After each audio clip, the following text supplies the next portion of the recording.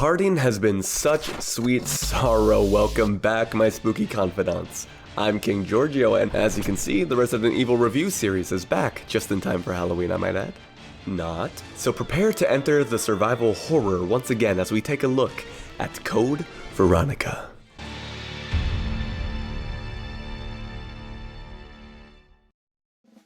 Three months after the events that took place in Resident Evil 2, Claire Redfield finds herself deep in enemy territory while tracking down her older brother, Chris Redfield. After a hilariously intense action sequence, poor Claire is captured by Umbrella and thrown into prison.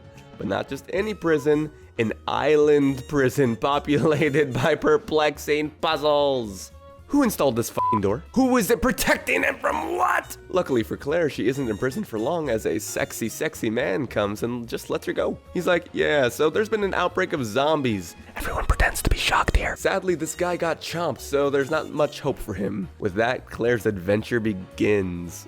On this journey, you'll fight against dogs, frogmen, and the most terrifying monster of all, unrequited love. Early on in the story, you meet another prisoner on the island named Steve, whose heart burns for you like the heat of 1,000 suns. Or so he says. To be completely transparent, Steve is an endearing, fun character with lots of charm and personality. Great chemistry with Claire too, is what I would say if I wasn't a man known to make funny jokes from time to time. You see, that description is how the developers wanted him to be perceived. However, this only holds true if the player has a severe lack of game. Claire and her newest tier 3 subscriber work together to find a means of escape. Unfortunately, it's more often than not to find the key item, walk it across the map, use said item to unlock a door, in turn revealing a new key item and walking back across to repeat the process. I don't quite hate this gameplay loop. In fact, I find it quite enjoyable. It's just hard to not find it funny how brutal this system is. Your gun and ammunition are separate items that take up inventory space, and the key items are using the same space as well. So it truly is horrifying to walk with your inventory full of herbs, bullets, and key items only to find that you've been lugging the wrong ones around. Or if you want to discuss an even more terrifying avenue, you could have a full inventory when you encounter something that you need in order to progress, forcing you to double back to a save room and store some unneeded items in Claire's magic hammer space toy box. This isn't my favorite situation to find myself in, but this only really occurs on the first playthrough of a game. These older Resident Evil games especially encourage you to play through multiple times and discover the most optimal route through. You become a master by the time you've played it like 5 times. Even saving the game is tied to the ink ribbon item, meaning that if you don't have one on your person when you find a typewriter, you'll be unable to save until you find one. Or even worse, you won't be able to save at all if you run out. Boy, there sure are a lot of puzzles on this spooky island. What's that? There's a spooky mansion too. Well, who's behind all of this, I'm sure we're all wondering. Alfred Ashford, he's the slightly insane head of command with a laugh only a mother could love. His twin sister Alexia, however, seems to be pulling the strings from behind the scenes. Claire, after sneaking into their castle, overhears a conversation between the two, where Alexia reminds Alfred that he's the only hope for reviving the Ashford family, whatever that means. These shady twins aren't the only thing you have to worry about because I clicked on my thing by accident and now I have to unclick. These shady twins aren't the only thing you'll have to worry about because Code Veronica has surprises to spare. Albert Wesker joins the fray as a completely random third party. If you don't know him, he's the bad boy from the original game and Chris Redfield's arch nemesis. No, not that one, but we'll get to him in a later review. He ambushes Claire, shows off his new superpowers, and monologues about how epic it's gonna be when he totally pranks Chris Redfield. Wesker doesn't have much to do with this story specifically, but hey, it wouldn't be Resident Evil without some Westfield representation, am I right? Magnificent, don't you think? If that wasn't bad enough, a new T-virus strain has been developed, and as it turns out, Alexia Ashford is not actually on the island. Her brother Alfred just thinks that he's both of them at the same time, switching between personalities to cope with the fact that he's been entrusted by his sister to carry out a 15-year-old plan of their design. So, Alexia and Alfred are two creepy fucking twins who grow up obsessed with insects and nothing evil happens, nothing at all. Psych! A lot of evil things happen, and in fact, their dad turns himself into a zombie to become the ultimate life form, but his brain gets fried because turning yourself into a zombie turns out to be not such a good idea. After witnessing this, the two twins decide that Alexia will be the next brave soul to undertake the transformation, but this time they're gonna leave her in the oven a little bit longer to make sure she's thoroughly cooked. To do this, they decide to leave her in the vat of zombie juice for 15 years. And Alexia says, Ashford, brother, boy, Alex, what was your, I don't even know. I don't know what your name was. I'll put it here. She says to him, she says, I'm gonna be in the juice for 15 years. While I'm gone, it is your responsibility to hold down the fort and make sure that no red-headed ponytailed bitches come through to shoot up the place, okay? That's your one job. And he says, of course, Alexia, you leave it to Big Brother. I'll take care of everything.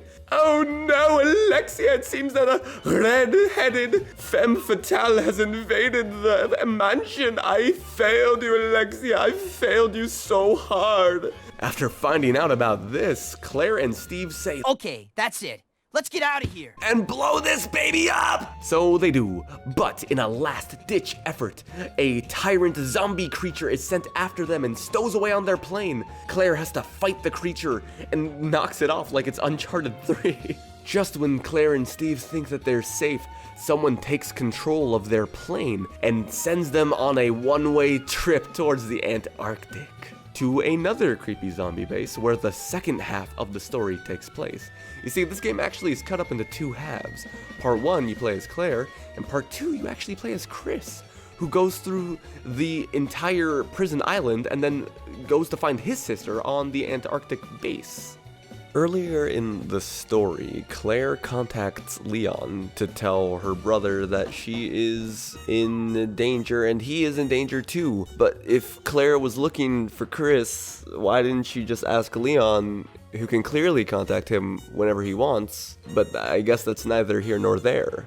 Or perhaps it's very much here and very much there, but we're not going to worry too much about that. All you need to know is that Chris, at the very least, knows that his sister is in trouble and that he is in trouble too, and that she's somewhere on, like, Rockfort Island, right? So in Part 2, after hearing about this, Chris goes to investigate. While exploring, he runs into his arch nemesis, Wesker, and Wesker says, Chris, you have no idea how strong I am right now. I'm like at least 100 times stronger than the average blonde man with glasses. Look how strong. And Chris says, oh no, Wesker, you're a monster. And Wesker says, I know, and guess what? Your sister is in Antarctica and she is in danger. You'll never save her, Chris. And Chris says, no, I gotta save my sister. So then he makes his way from the Rockfort Island to the Antarctic base. While in Antarctica, Claire and Steve have a fight against the twins' zombified dad, dubbed Nosferatu, who is this horrifying creature and definitely one of my favorite designs for a boss enemy. While in the Antarctic base, stuff happens. Am I an idiot? What's wrong with me? While on the island, Claire will have to deal with lots of spiders, moths, and her not boyfriend Steve turning into a giant ogre monster zombie who then sacrifices himself to save her because he can't kill her, he loves her. When Chris and Claire are finally reunited, they decide to blow this base up as well and to finish off the now revived Alexia, who has finally completed her transformation into this hive mind zombie creature. After a harrowing and extremely difficult battle, Chris launches a missile directly in Alexia's face and just barely escapes the island with Claire, and they live happily ever after. But wait, it's Wesker, and he's here, and he's like, I'm not gonna let you leave here alive, Redfields. Blah! And then he gets crushed, and then they escape anyway at the end. What a tale, full of twists and turns and probably extremely dated dialogue. Alfred! Cross-dressing freak! What do I think of the story? I think it's fun, and if you don't like the story, that's okay too, because this is very different for Resident Evil. The voice acting is extremely poor, like more so than usual. I personally I really don't like Steve. I think his voice is very grating and doesn't really fit his face. When I see Steve, I don't know, I imagine he's just gonna have a normal voice, but then when he talks, he's like, Claire, it's me. You love me, right? Yeah, you do, I can tell. Yeah. But I thought you were another one of those Shut up. Claire sounds fine, but now that I think about it, I think maybe I love the voice acting. Despite how poorly the performance of Steve was handled, I actually think that the funny laughs from Alexia's brother were definitely a highlight. It was so good, and it made me happy. And at the end of the day, isn't that all that matters? Is that I'm happy, just me, just KingGeorgeio, the only one. I give the story props for having the twist that the twins were actually separated and her brother was carrying out both of their actions to make us, the viewer, the player, believe that they were both there on the island. There's one part I did not even mention, and I didn't mention it because it was very, it just is out of nowhere. It doesn't really hold any bearing over the whole story. But if you're all wondering, why was Steve imprisoned on this island? Has anybody asked, why was Steve here? It seems as though everybody here is military personnel and that Claire was the only real prisoner aside from the zombies, who I assume were also prisoners. But Steve, why was he here? Well, it turns out that Steve's dad was a scientist who worked here on the Code Veronica virus. I guess I forgot to mention, yeah, that was the name of the injection that Alexia took. And Steve's dad was also a prisoner, and his family was a prisoner, and then Steve's dad turns into a zombie who tries to kill Claire, and Steve's like, no, I can't kill him, he's my dad, but then he does it anyway, and he lets out the most hilarious battle cry I've ever heard.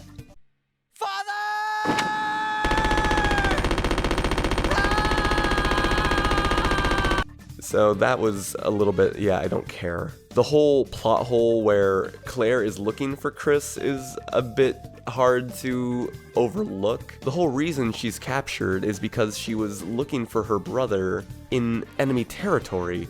But at the start of the story, she contacts Leon, who is her friend from the last game, Resident Evil 2, and she tells him, tell my brother that he's in danger. And Leon says, yeah, of course.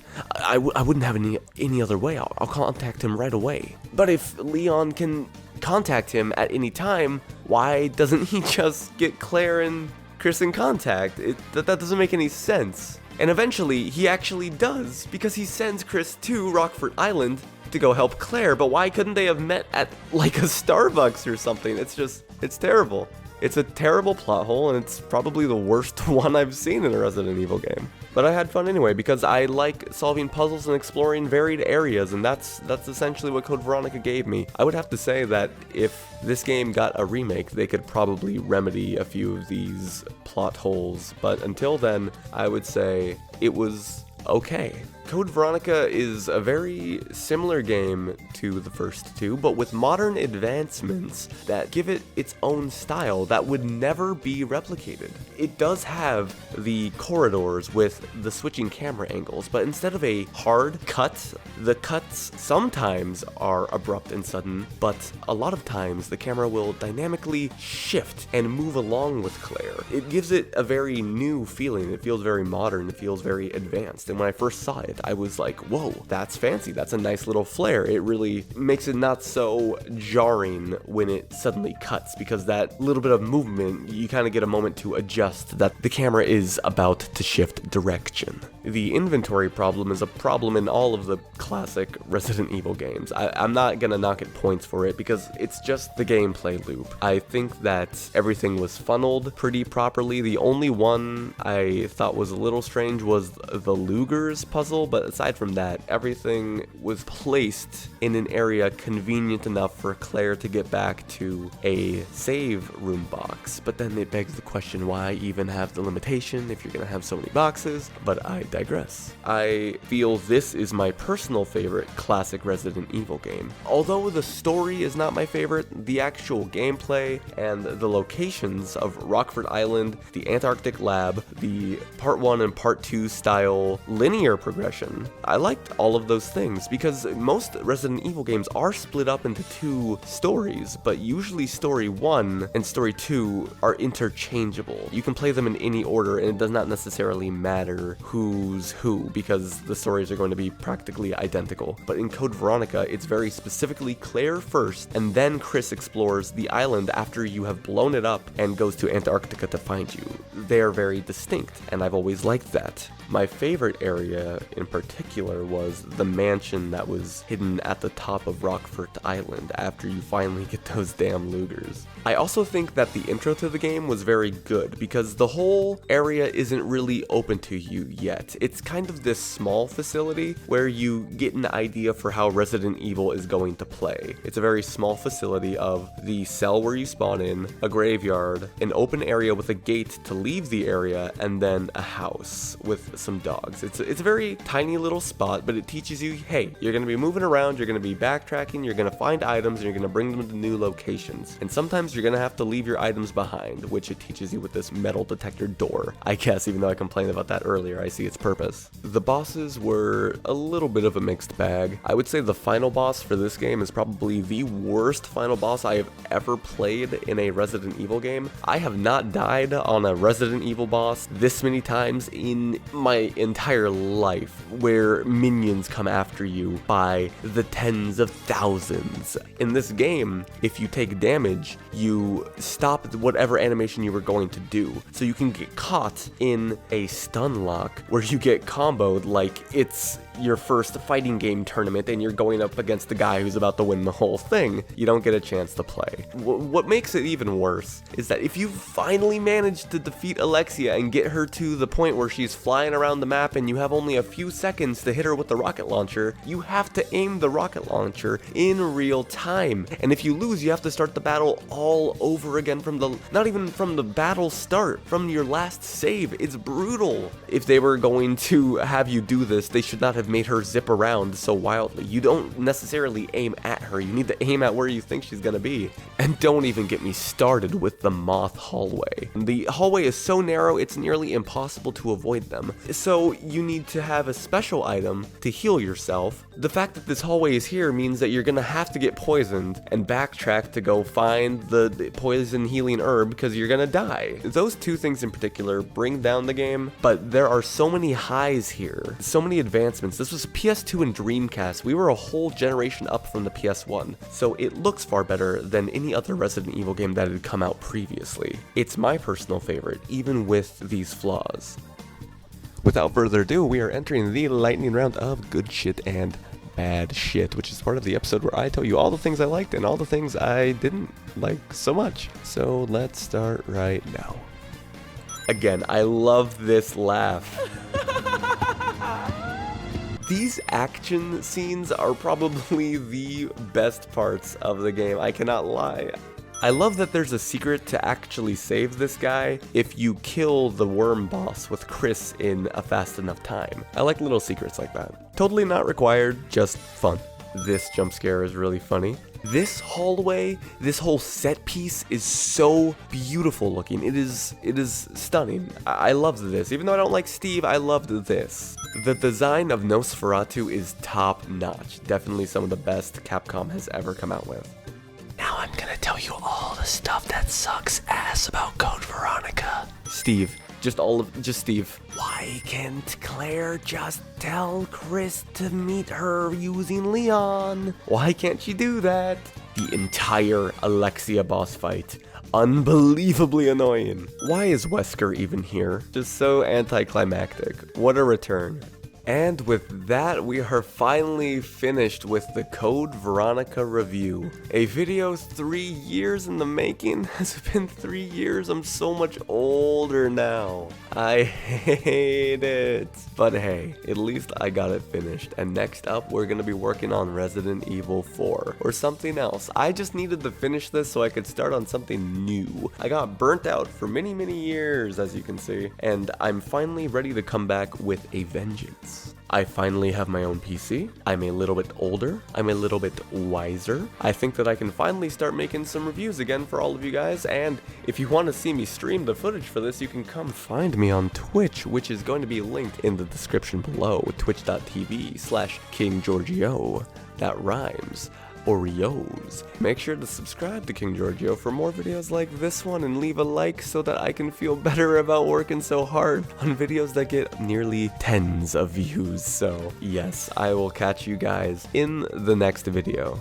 For now, I'm gonna stare at you and suggest some videos. Here's a video of me reviewing Resident Evil 1. And look at that! That's a video of me reviewing Resident Evil 2. And here's a video of something else that I think you should see. And then there's the subscribe button. You might want to hit that. Definitely gonna hit that, right? You better click it. Rolling around at the speed of sound.